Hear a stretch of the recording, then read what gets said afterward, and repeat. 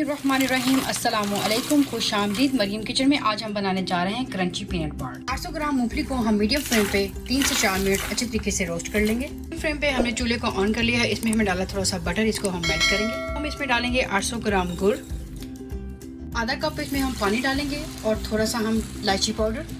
शीरे को हम चेक कर लेंगे। एक बर्तन में हम पानी लेंगे और इस तरह से शीरे को हम चेक कर लेंगे और ये बिल्कुल हमारा शीरा रेडी हो चुका है। शीरे में हम मूंगफली डालेंगे और अच्छे तरीके से हम इसको मिक्स कर लेंगे। तो यहाँ पे हम 2 पेपर बटर लेंगे और उसको अच्छे तरीके से हम ग्रीस कर लेंगे। क्रंची बार को हम पेपर बटर पर रख के अच्छे तरीके से सेट कर लेंगे। पेपर बटर को हम इसके ऊपर रखेंगे और अच्छी तरह से बेलने से हम इसको बेल लेंगे। क्रंची बार हमारी बिल्कुल रेडी है। अब इसको हम काट लेते हैं। माशाल्लाह पीनट क्रंची बार साड़ी बहुत ही बढ़िया बनी है व्यूअर्स, तुम देख सकते हो। व्यूअर्स, अगर तुम्हें रेसिपी अच्छी लगी है तो चैनल को लाइक करो, फैमिली फ्रेंड ने शेयर करो। अल्लाह हाफिज़।